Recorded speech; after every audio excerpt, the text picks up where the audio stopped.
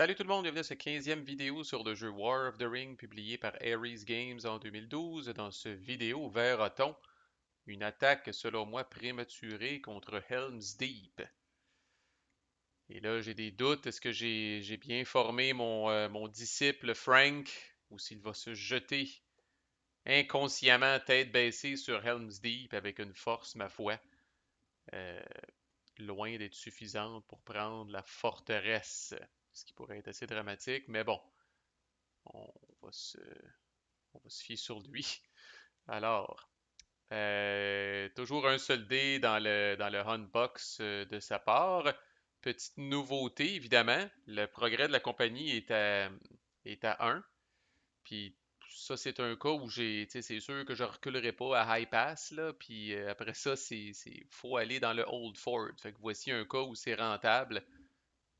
Comme je me rappelle plus c'est quoi le terme exact, là, mais on déclare la position de la compagnie, fait qu'on reset son progrès à zéro, puis on bouge la figurine. L'intérêt dans ce cas-là étant de s'éloigner du Nazgûl qui donne un reroll gratuit au Shadow, puis le forcer, ben tu vas encore avoir ton reroll, ben déplace encore ton hostie de Nazgûl, puis viens me suivre pareil. On fait pas tout le temps ça, ceci dit, parce qu'imaginez que je suis ici, puis que j'étais à 2 de mouvement, ben là, je peux décider d'aller par en bas vers la Laurienne. Je peux décider de prendre le chemin plus vite en passant par la route de la vieille forêt. Fait que là, on le fait pas tout le temps. Mais dans ce cas-là, c'était vraiment, selon moi, un no-brainer. Je pige donc mes deux cartes. Puis là, on a beaucoup de cartes à checker parce que, à cause de mon fuck-up de log du tour 2, là, vous voyez quatre nouvelles cartes dans ma main. D'abord, celle-là, c'est pas compliqué. Je les adore, ces cartes-là. Moi, tant qu'à moi, si je peux piger les quatre puis toutes les crisser dans le pochon, je vais le faire. Fait que là, la première tuile spéciale des peuples libres que je vais m'assurer de jouer un jour. Ça, c'est les deux cartes que j'ai pigées quand j'ai joué Tranduils Archers avec l'habilité de Gandalf.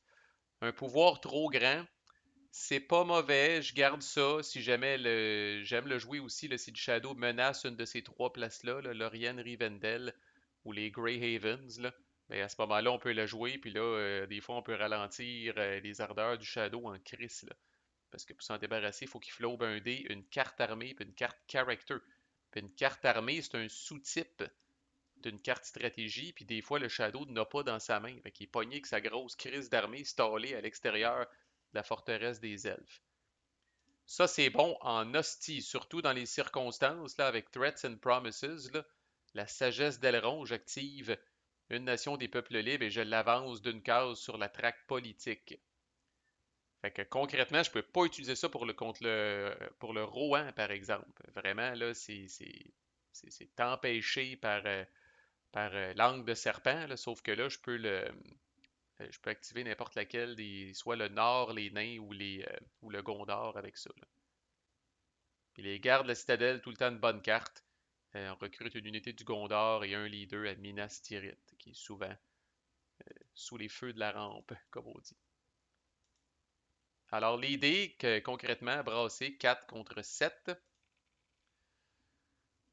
Une pas pire brasse encore, une bonne brasse, honnêtement. À chaque fois que tu as un Will of the West, finalement, c'est un Joker. Fait que c'est sûr qu'on peut pas se plaindre, là. Un character, deux boules et un Will of the West. Quant au Shadow, ça va être un autre tour avec deux yeux.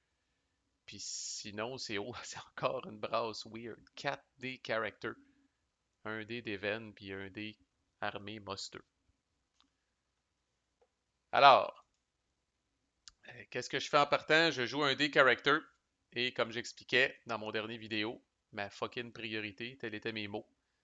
Euh, dans le fond, là, c'est de déplacer l'armée qui est ici à West Emnet et les amener à Helm's Deep. Au cas où que ce ne soit pas un bluff et qu'effectivement Saruman ait l'intention de venir assiéger Helm's Deep. Mais là, tu sais, j'ai plus d'unités à Helm's Deep que lui, là. Puis avec tous les avantages que confère la forteresse, là, il s'en sortira pas vivant définitivement s'il s'en vient sur moi comme ça, là. Là, dans le fond, vous voyez Frank qui pige ses cartes, là, parce que là, c'était à son tour dans le log. Moi, je peux jouer sans qu'il ait pigé ses cartes, ça crisse pas grand-chose. Il joue une carte character et il bouge les Nazgûl. Donc, oui, il le fait, il bouge un Nazgûl de Goblin's Gate vers Old Fort pour suivre la compagnie. À ma relative surprise, il prend un Nazgûl des guides Lycen puis il le ramène à Dol Guldur. Fait que bon, on est rendu juste avec un Nazgûl ici. Est-ce que j'aurais pu, je trouvais ça plus urgent, puis là j'étais un petit peu déchiré parce que là, il y en a qui vont dire, ah, Marco, t'aurais dû en profiter pour bouger la compagnie avant que le Nazgûl vienne te recoller au cul. Je trouvais ça plus important de venir renforcer Helm's Deep. Si je fais ça puis je bouge la compagnie, encore là, peut-être que là, il s'en vient à Helm's Deep. Puis là, je me retrouve dans une situation où j'ai trois réguliers puis un leader à Helm's Deep, puis la balance est ici à West Emnet. Fait que là, il faut soit que je fasse une espèce de force de tu sais, là, l'armée qui arrive à la rescousse de ceux qui sont assiégés. Puis ça, on se bat un petit peu plus dans la nature à ce moment-là, puis ça fait un petit peu plus mal. J'aime autant vraiment renforcer Helm's Deep puis dire, viens-t'en, mon Chris, quitte à avoir le Nazgûl au cul, ça me dérange pas tant que ça. Ça revient à moi, je passe déjà 3D contre 5. Frank utilise un dé événement pour jouer une carte et il joue l'incroyable carte. Vraiment, ça, par exemple, là, dans les circonstances, il ne pouvait pas espérer mieux. Il l'a probablement pigé ce tour-là, sinon il l'aurait joué bien avant. Là. A New Power is Rising, une des meilleures cartes du jeu pour le Shadow. En termes de force de recrutement, c'est épouvantable. Deux unités régulières de Lysangar au North Dunland, au South Dunland, et deux unités de Lysangar réguliers ou élites à Hortank. Au total, on le dit comme ça des fois dans le jeu, là, mais c'est 8 points de vie d'unités qui sont recrutés avec cette carte-là. C'est incroyable quand on pense qu'avec un dé de muster normal, les cartes sont toujours un petit peu plus forts, là, mais avec un dé de muster normal, c'est 2 points de vie que vous recrutez. Là, c'est 8 points de vie avec cette crise de carte-là. C'est incroyable. Fait que regardez les Urukai pousser à North Dunland, South Dunland et deux autres wargs qui arrivent à Hortank. Je pense que c'est la fin. Ouais, il n'y a plus de wargs là, de disponibles. Au moins, ça, c'est la bonne nouvelle. Parce qu'il y en a un qui est expatrié dans la Moria. Fait que c'est un peu impressionnant, mais ça m'empêche pas de passer. Je suis setupé là, à Helm's Deep, je peux pas faire plus. Le roi n'est pas en guerre, je peux pas recruter par les voies naturelles, alors je passe. Ça revient à Frank, qui utilise un dé armé muster pour bouger des armées. Donc les, euh, il bouge deux unités de Lysangar, là, de North Dunland à la Moria, puis deux unités régulières, encore là, d'Isengard, de South Dunland vers le Gap of Rohan, la trouée du Rohan. Puis whoop, après ça, finalement, après y avoir bien passé, il bouge une unité de plus, il vide North Dunland. Ça ne pas grand-chose de garder un petit bonhomme ici. Fait que là, j'avoue qu'on se retrouve avec une force quand même mixée, là, mais assez intéressante. Il y a l'équivalent de 7 points de vie dans cette force-là, comme on dit dans le jargon. 7 points de vie, ils sont menés par un Nazgûl. Là, je me crisse, ils vont tous s'en venir à Dimrildale puis venir menacer de s'en venir en Lorien. Pour ça, il faut que le Mordor soit en guerre, parce qu'il y a des orques, il y a des unités du Mordor là-dedans. Puis là, Frank vient de brûler son dernier dé de Muster, fait que je sais que ça n'arrivera pas ce tour-ci. Fait que je me sens quand même pas pire. Mais les elfes sont loin d'être en guerre. Tu sais, les elfes sont actifs, mais comme je disais, peut-être je me disais ça dans ma tête, mais bref, les elfes sont à trois quarts de devenir en guerre. Fait que souvent, on va laisser une forteresse elfe se faire tapocher, puis c'est ça qui va amener les elfes en guerre. Là.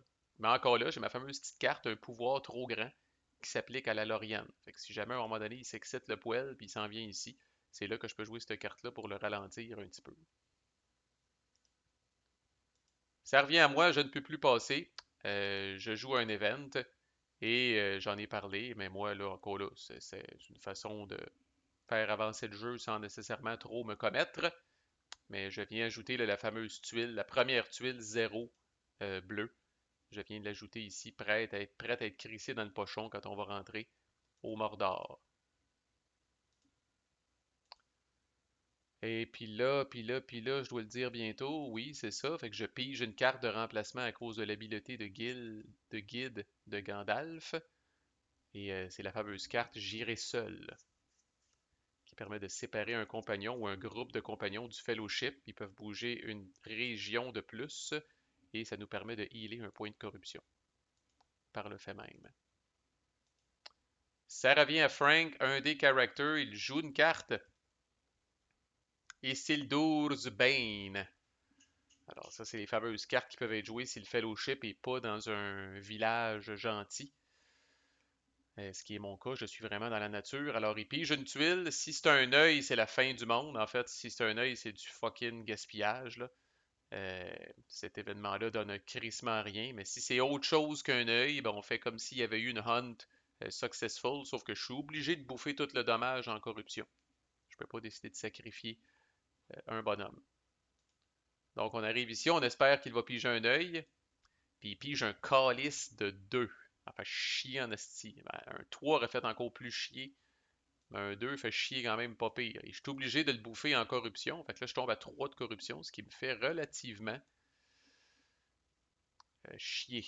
Au risque de me répéter. OK.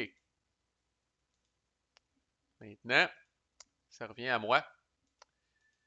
Et ça paraît pas là, dans le log, là, mais il faut dire que j'ai réfléchi un bout avant de faire ça. Je vais faire un move relativement, peut-être, je veux pas dire non conventionnel et surprenant ici, mais bref, ça me ressemble pas. J'attends toujours habituellement de sacrifier Gandalf, mais là on dirait que je sais pas, j'ai le goût d'avoir des dés. Alors je joue la carte I Will Go Alone. Et je vais séparer Gandalf et Grandpa de la compagnie. Alors là, on s'en va complètement off-script du film et des livres. Normalement, I will go alone, là, c'est Frodon qui dit ça là, quand la chicane pogne dans la compagnie, là, puis qui dit fuck you tout le monde, j'y vais tout seul. Puis là, finalement, Sam le rattrape, puis tout le kit. Là. Mais là, la compagnie, elle est intègre, les neufs sont encore dedans, puis là, c'est Gandalf et Grandpa qui vont crisser le camp. Ils peuvent bouger une région de plus, fait que le calcul, c'est de dire, bah, t'as peu, je te cite, 1, 2, 3, sont de niveau 3, 4. Je peux les amener directement à Fangorn. On sait pourquoi, parce qu'on a la carte des Ents, entre autres. Puis c'est déchirant de faire ça parce que j'aime l'habilité de guide de Gandalf, mais là, tout le monde a vu le dernier dé qui me reste. Je suis capable, avant la fin du tour, de transformer Gandalf le gris en Gandalf le blanc pour avoir un dé de plus déjà au prochain tour. Et ce faisant, je vais healer un point de corruption. Fait que pourquoi pas? Fait que j'annonce mes intentions à Frank dans le log. Je dis j'irai seul, mais pas tout à fait. Dans le fond, Gandalf et Strider quittent la compagnie. 3 plus 1. Ils s'en vont à Fangorn. Alors voilà, Gandalf le gris et Grandpa qui apparaissent à Fangorn. Dans ce temps-là, on prend leur carte là, de la pile de la compagnie, là, puis on vient crisser ça ici, là, dans les cartes en jeu. Je dois assigner un nouveau guide à la compagnie. Il faut que ce soit un des bonhommes avec le plus haut niveau. J'ai le choix de Boromir, Gimli ou Legolas. Je me cause pas trop le basic. Puis je laisse Boromir là. Il y a des cartes qui peuvent aider si certains d'entre eux sont guides, mais ces cartes-là, on les a pas vues, sont pas sorties encore. Fait que présentement, c'est un guess à savoir quelle carte va sortir en premier. Fait que Boromir devient le guide de la compagnie, c'est le monde à l'envers. Puis j'ai guéri mon point de corruption de 3 à 2.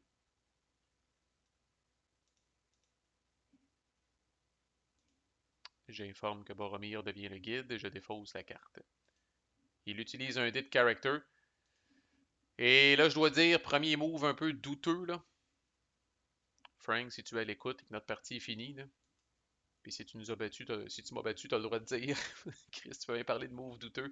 Je t'ai collé ça à voler pareil. Mais bref, il faut dire qu'avec les D-characters encore là, mais le Shadow avec les D-characters, je sais plus quoi faire. Mais là, le problème, c'est, en tout cas, là, il y a plusieurs problèmes. Le problème, c'est qu'il manque de Nazgûl. Il y a seulement 4 Nazgûl sur le board. Il y en a 4 disponibles des renforts. Mais pour être capable de les amener, il faut que Sauron soit en guerre. Tu sais, moi, avec le dé armé Monster qui avait tantôt le Shadow, j'aurais amené le Mordor en guerre, probablement. Au moins, là, ça aurait été fait, là. Puis j'aurais utilisé, là, après ça, c'est de déplacer les Nazgûl. Quand il a déplacé les Nazgûl, pour venir coller le cul sur la compagnie, là, quand on utilise un D-Character, on peut déplacer tous les Nazgûl. Fait qu'il aurait pu avoir un Nazgûl qui reste ici en prévision que ces bonhommes-là de la trouée de Rohan, parce que c'est la seule affaire que j'imagine qu'il veut faire. Il bouge un Nazgûl de Dol Guldur dans la trouée du Rohan, présumément pour utiliser son deuxième D-Character pour les rebouger une autre fois. C'est là où l'économie des dés, là, commence à faire beaucoup de dés d'investis dans l'Isengard pour toujours pas de résultat. Là. Le Rohan est encore debout, le Chris. Là. C'est loin d'être fait. Là. Fait que ça commence à être beaucoup d'investissements ici. On est à la fin du troisième tour, puis il n'y a absolument rien de tombé. Il n'y a même rien de menacé pour les peuples libres. Et moi, sans surprise, j'utilise mon dé Will of the West et Gandalf le gris devient Gandalf le blanc.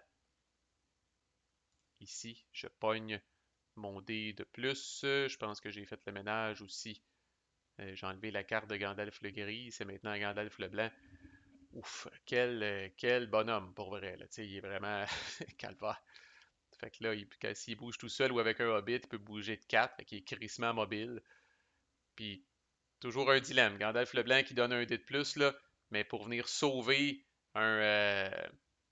C'est pour venir sauver une forteresse, là, Gandalf peut annuler le leadership de toutes les Nazgûl. Calice. C'est. Et vous essayerez comme Shadow de prendre une forteresse sans reroll. Juste avec vos 5 dés de combat, ça prend des 6. Ah, je n'ai pas eu. Fait que c'est tough en sacrament, là. Fait que, mais évidemment, si Gandalf le White et Gandalf le Blanc est dans une forteresse, ça veut probablement dire qu'il va crever, là, éventuellement. Fait qu'on fait ça en fin de game. Mais pour l'instant, j'ai Gandalf le Blanc euh, à Fangorn. Alors là, les Ents deviennent disponibles. Alors là, je surveille d'un œil intéressé, là, puis il y a du monde en calice à hors-tank pour l'instant, là, fait qu'on oublie ça, là. Mais ça peut être crissement intéressant. L'autre chose aussi, c'est vrai, je ne l'ai pas dit, d'amener Grandpa à Fangorn. Un autre des characters, puis Grandpa fait un, 2, 3. S'en vient à Minas Tirith, puis il peut te couronner Aragorn, ça me donne mon sixième dé. C'est bon, hostie, là. Si je peux avoir 6 dés au tour 4, là, c'est de bonheur en Christ, j'en ai quasiment autant que le Shadow.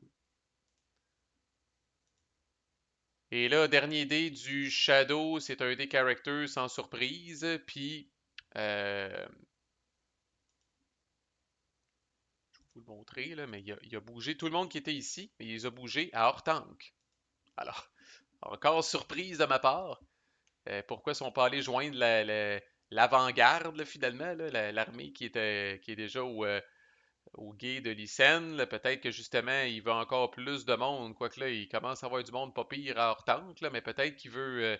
Il n'y a plus de warg de disponible, là, Callis. Fait qu'il reste 4 Urukai de disponibles. C'est sûr que il peut encore recruter des Urukai à hors-tank avant de partir, là, mais là, il pourrait partir quand même pas pire, là, avec, genre 2 wargs puis un autre. Mais bon, de toute façon, il y a probablement du monde qu'il faut qu'il aille amener d'hors-tank vers ici. Fait que pourquoi pas venir merger le monde ici, puis là, probablement qu'au début du prochain tour, il va venir faire sa grosse armée officielle qui est là, puis qui va venir s'attaquer à Helm's Deep.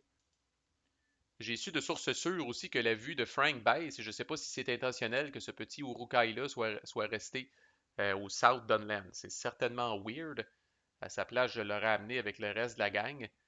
Je l'aurais amené en haut, je l'aurais amené en bas, j'aurais fait de quoi, là. Mais au minimum, je l'aurais amené ici pour être capable qu'ils viennent se joindre à ses copains qui sont là. Des fois, je pose la question à quelqu'un, c'est normal que tu laisses ce bonhomme-là là? En même temps, je me dis, il est dur à manquer, là, mais en tout cas, comme je dis, c'est arrivé. Ça paraît pas parce que j'ai fait recommencer ses logs, mais on est rendu à la fin du tour. C'est arrivé au moins 2 fois dans ce game-là que Frank a traversé des frontières noires.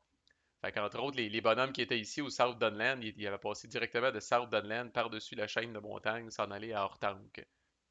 Puis il a fait ça, je pense, aussi je pense dans le Mordor aussi au début de la game, il a pris ceux qui étaient ici puis il les a amenés directement au Moranon. Fait qu'en tout cas. Fait que c'est la situation. Là, je vais avoir 5 dés contre, mettons, présumément 7 pour lui s'il met un œil dans la boîte. Fait que c'est bon, Chris. Militairement, je suis installé. Là, je suis pas mal prêt à toute éventualité. Mais dans ce tour-là, la compagnie n'a pas avancé. Fait que là, il va falloir un moment donné se mettre en marche. Là. Mais ça s'en vient, ça, au tour 4. Manquez pas ça. À plus.